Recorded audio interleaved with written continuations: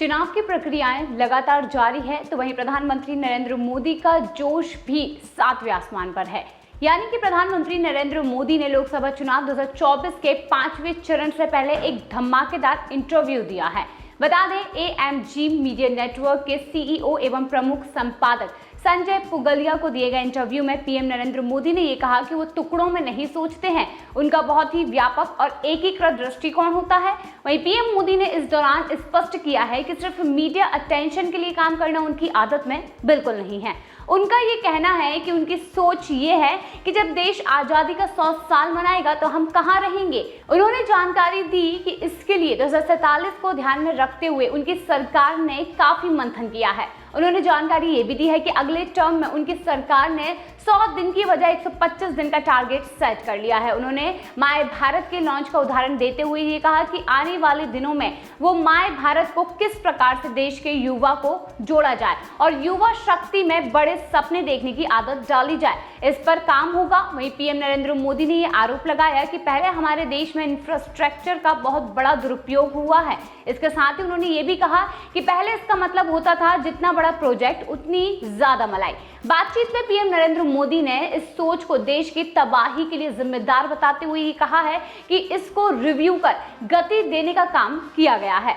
वहीं बताते चले कि पीएम मोदी एक तो स्कोप बहुत बड़ा होना चाहिए ऐसा मानते हैं और इसके साथ ही वे कहते हैं कि यह टुकड़ों में नहीं होना चाहिए, दूसरा स्केल बहुत बड़ा होना चाहिए और फिर स्पीड भी। प्रधानमंत्री ने कहा कि इन दोनों के अनुसार ही यहाँ पर काम होना चाहिए। पीएम मोदी स्कोप, स्केल और स्पीड के साथ स्किल भी होना चाहिए ऐसा मानते हैं। वहीं वे कहते हैं कि ये चारों चीजें अगर हम मिला लेते हैं तो हम बहुत कुछ हासिल कर सकते हैं।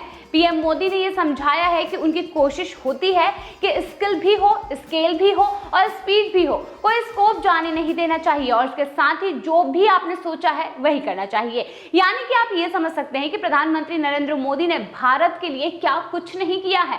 भारत के लिए उन्होंने अपने दैनिक जीवनचर्या एवं सभी चीजों को लेकर एकदम सटीक रहे हैं ताकि भारत में कोई भी दुविधा ना हो। प्रधानमंत्री नरेंद्र मोदी ने खुद यहाँ पर बताया है कि हमारे यहाँ पर करीब 1300 आइलैंड्स हैं और लेकिन पहले हमारे पास इसका रिकॉर्ड नहीं था और उनकी सरकार ने स्पेस टेक्नोलॉजी का उपयोग करके भारत में जितने भी आइलैंड्स हैं उसका सर्वे किया है। प्रधानमंत्री ने यह बताया कि कुछ आइलैंड्स तो करीब करीब सिंगापुर के साइज के हैं और इसका मतलब यह है कि अगर हम लग जाएं तो भारत के लिए नया सिंगापुर बनाना मुश्किल नहीं है और हम इस दिशा में आगे बढ़ रहे हैं। पीएम मोदी ने यहाँ पर आगे बातचीत में कहा कि आप जो भारत में डिजिटल क्रांति देख रहे हैं, गरीब के सशक्तिकरण करने का एक सबसे बड़ा साधन डिजिटल रिवॉल्यूशन है। उन्होंने बताया कि असमानता कम करने में डिजिटल रिवॉल्यूशन बहुत बड़ी मदद करेगा और भरोसा जताया है कि AI में भारत दुनिया में लीड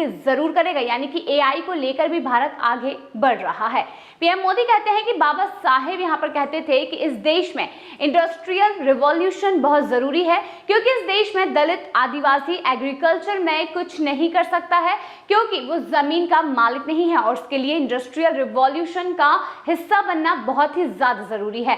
इसलिए वे मानते हैं कि भारत में हमें एग्रीकल्चर को मजबूत बनाने के साथ ही इंडस्ट्रियल डेवलपमेंट भी बहुत जरूरी है। विपक्ष की माने तो उनकी बातों में कोई सच्चाई नजर नहीं आती है। परिवारवादी पार्टियों को ये समझ में नहीं आ रहा है कि देश के युवाओं में कितना बदलाव आया है।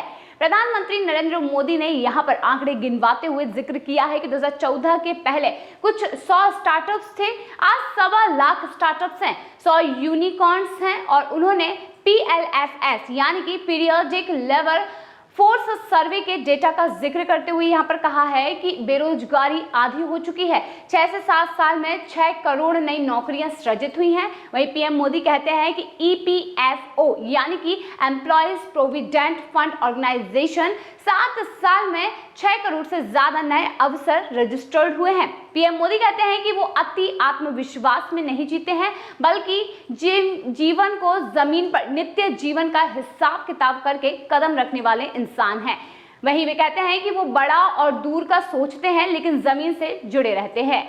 इसके साथ ही देश को लेकर उन्होंने अपने विचार साझा किए हैं। उन्होंने कहा कि देश को मालूम है कि ये काम करने वाली सरकार है, यानी कि बीजेपी जो है वो देश के हित में सोचती है और विपक्षी पार्टी कहीं ना कहीं परिवारवाद की राजनीति ही करना चाहती है।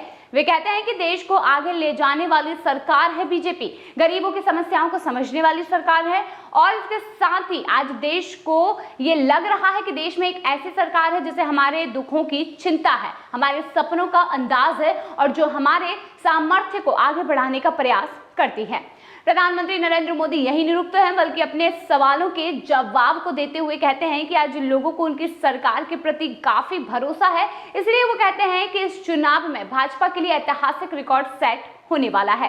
पीएम ने कहा कि उनकी सरकार का 10 साल का ट्रैक रिकॉर्ड है, चाहे आतंकवाद के खिलाफ काम हो, चाहे सुरक्षा को लेकर काम हो, चाहे विकास को लेकर काम हो या फिर चाहे विदेश नीति को लेकर। देश की जनता इन सारी बातों को देखती है और ये सारी चीजें हमारे भारत देश को आज आगे बढ़ा रही हैं और यही कारण है कि प्रधानमंत्री नरेंद्र मोदी बड़ी ही सटीक तरीके से सोचकर भारत को आगे बढ़ाने में लगे हुए हैं। कहीं ना कहीं विपक्षी नेता और कई ऐसे नेता हैं जो प्रधानमंत्री नरेंद्र मोदी की आलोचना कर उन्हें पीछे खींचने की कोशिश करते हैं, पर यहाँ पर प्रधानमंत्री नरेंद्र मोदी किसी की बातों को नेगेटिव तरीके से नहीं लेते हैं, बल्कि अपने जो एक एजेंडा रहता है जिसे वो सेट करते हैं, जो काम करते हैं उसे सही तरीके से रिप्रेजेंट भी करते हैं। तो गाइज ये था हमारा आज का वीडियो। अगर वीडियो पसंद आया हो तो लाइक जरूर कीजिए, इसे ज्यादा से ज्यादा शेयर कीजिए और अगर चैनल को सब्सक्राइब नहीं किया है तो फटाफट सब्सक्राइब कीजिए।